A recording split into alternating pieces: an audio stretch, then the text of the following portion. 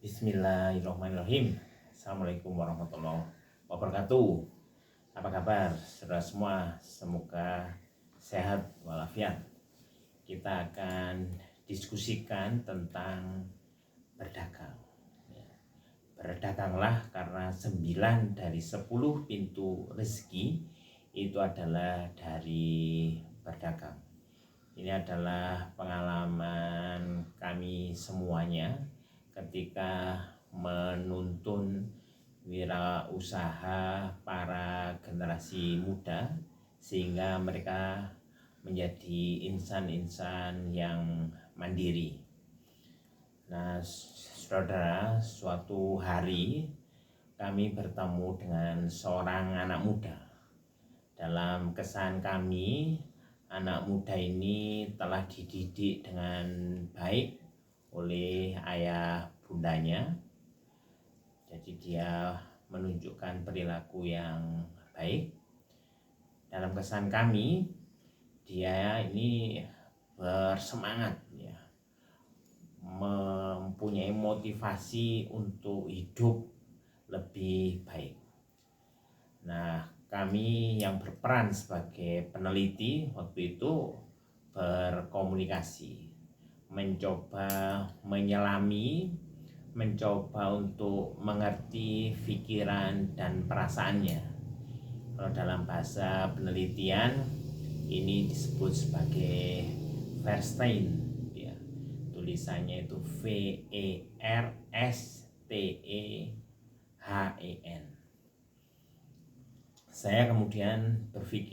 Kami kemudian berpikir bagaimana menuntun anak-anak muda seperti beliau ini.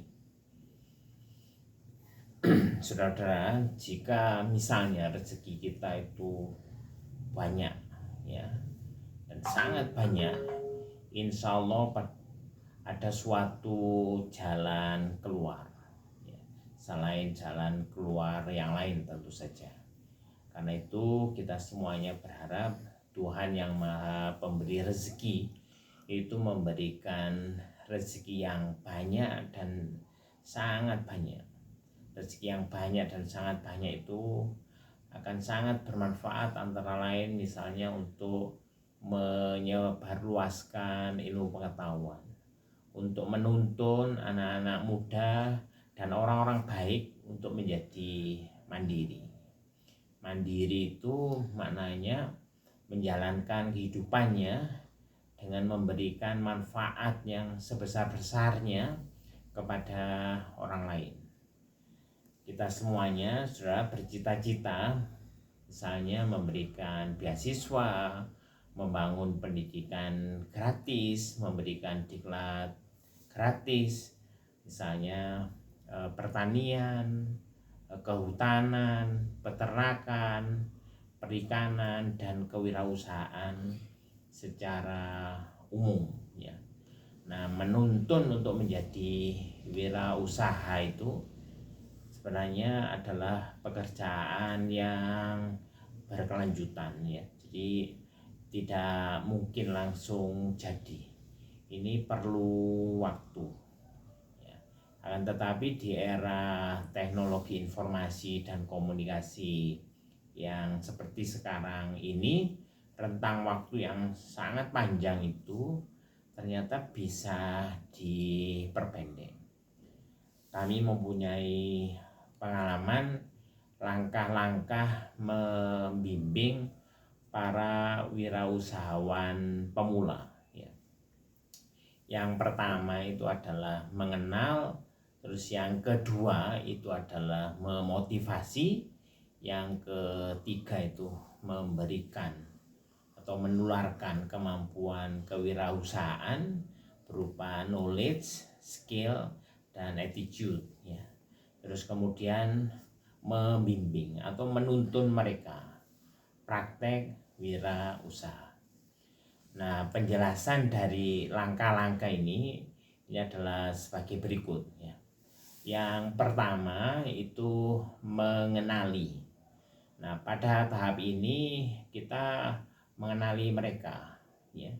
Mengenali mereka itu jika perlu itu satu persatu dan kalau misalnya agak lebih cepat itu secara berkelompok. Tapi yang lebih bagus tuh mengenali mereka satu persatu. Kita kenali cita-citanya, kita kenali idealisme mereka, kepribadian mereka, dan lingkungan mereka. Ya. Kita paham betul bahwa ada orang yang cocok dan mau menjadi wirausaha. Ada yang tidak cocok dan tidak mau menjadi wirausaha. Ada yang mau dan ada yang mau dan mampu. Ada yang mau tetapi tidak mampu. Ada yang tidak mau tapi mampu. Ada yang tidak mau dan tidak mampu. Ini semuanya kita kenali. Nah, mengenali itu juga bisa menumbuhkan simpati dan empati. Lalu secara bersama-sama, jadi kita diskusi dengan dia atau dengan mereka untuk menunjukkan solusi. Terus yang kedua itu memotivasi. Nah, memotivasi ini maknanya menumbuhkan kemauan, kewirausahaan. Kemauan ini penting ya. Menjadi wirausaha itu adalah suatu pekerjaan mulia, suatu profesi mulia. Menjadi wirausahalah karena 9 dari 10 pintu rezeki itu dari wirausaha. Berbisnislah karena 9 dari 10 pintu rezeki itu dari bisnis. Berdaganglah karena 9 dari 10 pintu rezeki itu dari berdagang. Ini semuanya terus menerus kita kenalkan kepada mereka, kita tunjukkan kepada mereka, kita motivasi mereka, kita tumbuhkan betul-betul niat.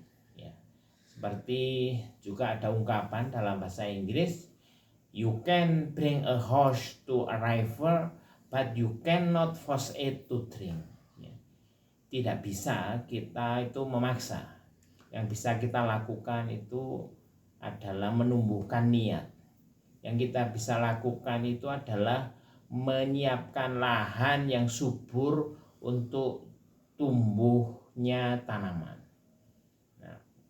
Kita sadarkan kepada mereka bahwa setiap orang itu harus menjadi wirausaha. Kemandirian itu adalah perintah agama. Ya, agama apapun itu saya kira mendorong orang untuk mandiri, mendorong orang untuk hidup lebih baik. Ya. Jikapun semula menjadi pegawai atau cita-citanya misalnya menjadi pegawai dan menjadi pegawai itu juga baik, maka harus pula dia mempunyai cita-cita menjadi wirausaha. Jikapun menjadi guru dan menjadi guru itu adalah baik, maka harus pula mempunyai cita-cita menjadi wirausaha. Ya. Lazimnya kemudian ada pertanyaan yang kami sampaikan kepada para mahasiswa keguruan, ya. Apa cita-cita saudara? Lantas mereka menjawab ingin menjadi guru.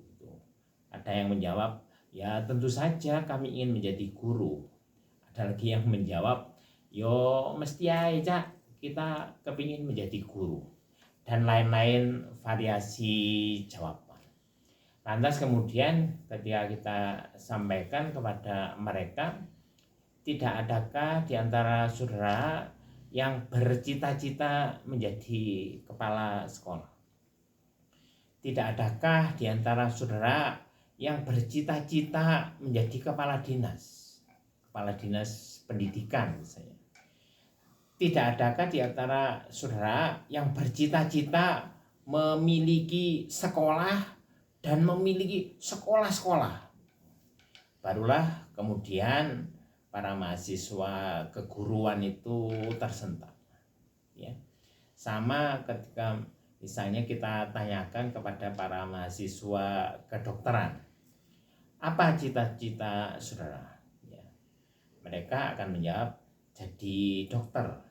Ada lagi yang menjawab, ya tentu saja jadi dokter. Ada yang menjawab dengan variasi-variasi jawaban yang lain, yang intinya itu adalah mereka ingin menjadi dokter. Ketika kemudian pertanyaan kita lanjutkan, ya, tidak adakah di antara saudara yang bercita-cita memiliki rumah sakit atau rumah sakit? Ya. Perlu saudara ketahui bahwa sebagian besar rumah sakit di kota ini, di negeri ini tidak dimiliki oleh dokter. Dokter menjadi worker atau manajer, sedangkan ownernya itu bukan dokter. Barulah kemudian mereka tersentak, ya. Jadi kemudian mereka meningkatkan level cita-citanya dari menjadi dokter, misalnya kemudian menjadi dokter spesialis, kemudian menjadi owner rumah sakit, kemudian menjadi owner rumah sakit, jaringan rumah sakit. Saya kira ini yang perlu ditumbuhkan di kalangan generasi muda. Pertanyaan yang sama itu bisa kita ajukan untuk anak-anak yang sedang menempuh misalnya pendidikan ilmu hukum, pendidikan ilmu akuntansi, pendidikan ilmu administrasi, pendidikan ilmu farmasi, bahkan MIPA, ya. Juga anak-anak yang sedang menempuh misalnya pendidikan pertanian, peternakan, kehutanan, perikanan, ya. Kita tumbuhkan misalnya semangat kepada mereka untuk berani bertani, ya, menjadi pengusaha pertanian. Mengapa tidak berbisnis di sektor pertanian atau agribisnis? Mengapa tidak? Ada juga orang yang perlu, ya, kita tumbuhkan kemampuannya sesuai dengan bidang lain-lain, bahkan kemampuan ini tidak dari pendidikan formal, tapi dari latihan, ya. Misalnya orang yang memiliki kemampuan atau keterampilan di bidang metalurgi, kemudian kita tambahi ilmunya, ya. Lantas kemudian beliau, orang ini akan mampu menghasilkan karya-karya yang luar biasa, ya. Pendeknya, kita semuanya, orang-orang itu perlu paham agar mempunyai segala kemampuan, ya, agar mengoptimalkan segala kemampuan untuk memberikan kontribusi kepada bangsa ini, kepada agama ini, kepada masyarakat luas. Dan kontribusi itu akan sangat bagus dilakukan dimulai di usia muda, ya. Mempunyai kemampuan duniawiyah itu di usia muda itu lebih baik daripada kemampuan itu dimiliki ketika sudah tua. Kontribusi yang diberikan sejak awal, sejak dini, sejak usia muda itu akan tentu saja lebih banyak ketika kontribusi itu diberikan dimulai ketika sudah tua, ya. Kuat di waktu muda itu lebih baik daripada kuat di waktu tua. Kaya di waktu muda itu lebih baik daripada kaya di waktu tua. Berilmu banyak sejak muda itu lebih baik daripada berilmu baru ketika sudah tua. Jadi berilmu baru ketika sudah tua itu, ya, setiap orang dengan usianya tentu mengalami penurunan. Kalau misalnya sejak muda itu kontribusi sudah kita berikan, insya Allah kontribusi itu akan jauh lebih banyak. Nah, saudara, yang ketiga itu memberikan kemampuan berwirausaha. Ya. Jika misalnya tadi kita sudah berhasil menumbuhkan motivasi, maka bagian awal dari pekerjaan itu sudah beres. Ya. Kita paham betul bahwa manusia itu berbeda-beda. Atas orang-orang yang mau dan mampu, kira-kira pekerjaan kita itu sudah beres, tidak ada persoalan. Atas orang-orang yang mau tetapi tidak mampu, maka kita memberikan kemampuan. Atas yang tidak mampu tetapi mau, diberikan kemampuan berupa misalnya pendidikan, pelatihan, dan pendampingan. Atas yang tidak mampu dan tidak mau, maka diberikan motivasi dan kemampuan. Ya. Kemauan itu dibentuk dengan motivasi. Kita terus tanamkan niat. Kita bangkitkan kesadaran akan diri dan tanggung jawabnya kepada diri, keluarga, dan masyarakat. Sedangkan kemampuan itu diberikan selain dengan pendidikan, pelatihan, dan pendampingan, juga sangat bagus kalau ditambahi dengan modal. Ya. Nah, saudara, ada 3 kemampuan kewirausahaan yang bisa kita berikan, yaitu yang pertama itu pengetahuan, yang kedua atau knowledge itu ya, terus yang kedua itu skill atau keterampilan, dan yang ketiga itu attitude. Nah, semuanya ini sekarang bisa diberikan dalam waktu relatif singkat ya. Banyak para ahli pendidikan yang telah menunjukkan kepada kita semuanya bagaimana mempersingkat transfer pengetahuan, keterampilan, dan perilaku ini.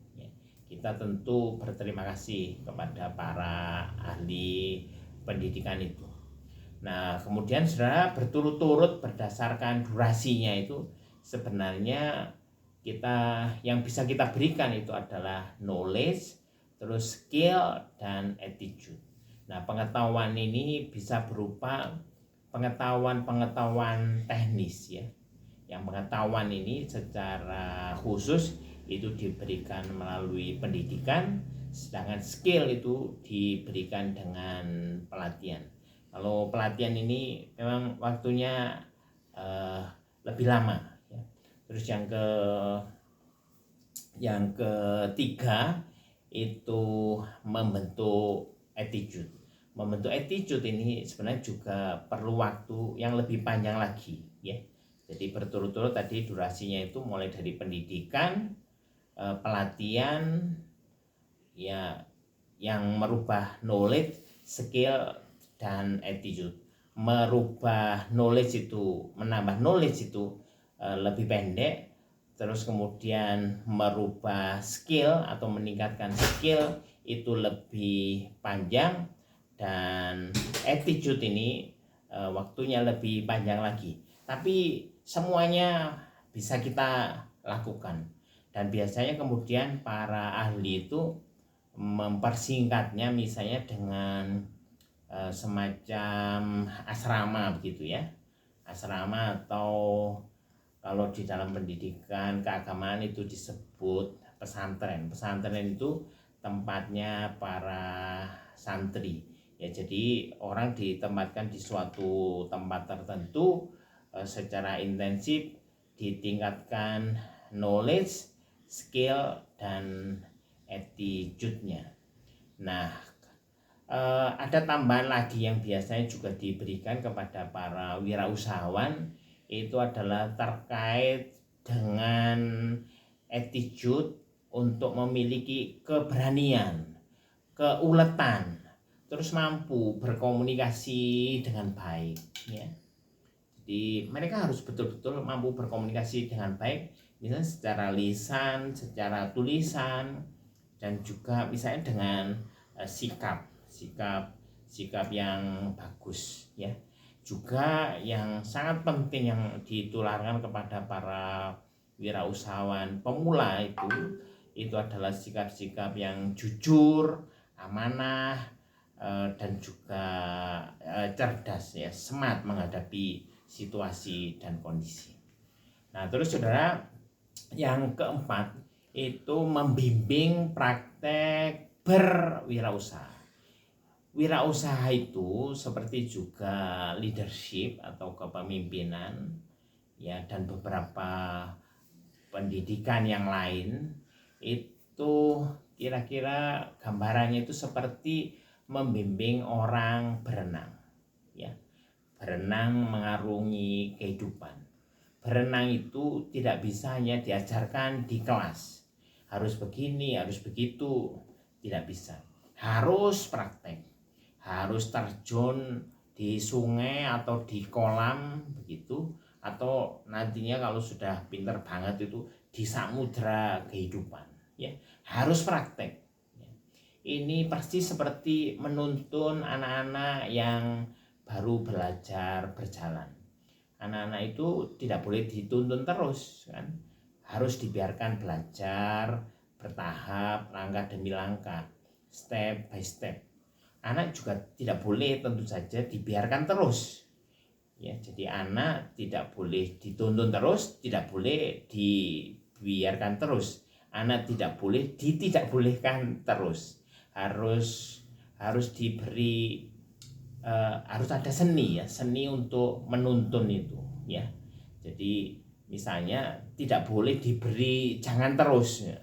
Jangan ini, jangan itu, tidak boleh diberi tidak boleh terus. Ini tidak boleh, ini tidak boleh. Nah, tentu saja saudara, ada yang boleh, ada yang tidak boleh.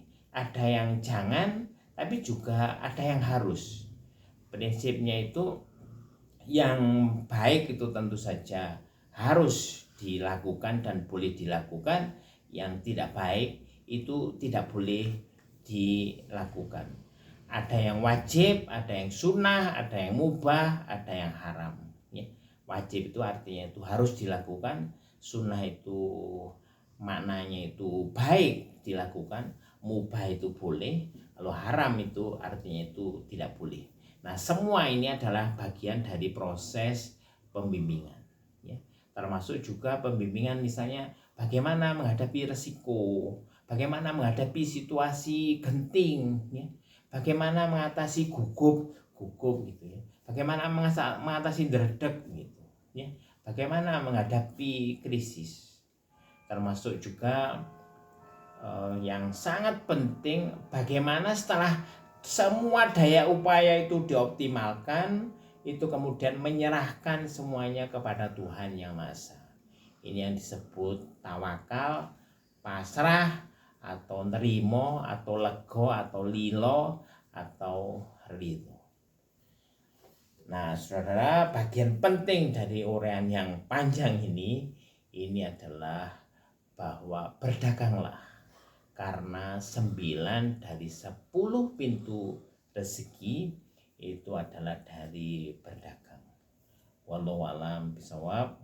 Billahi taufiq wal hidayah. Assalamualaikum warahmatullahi wabarakatuh.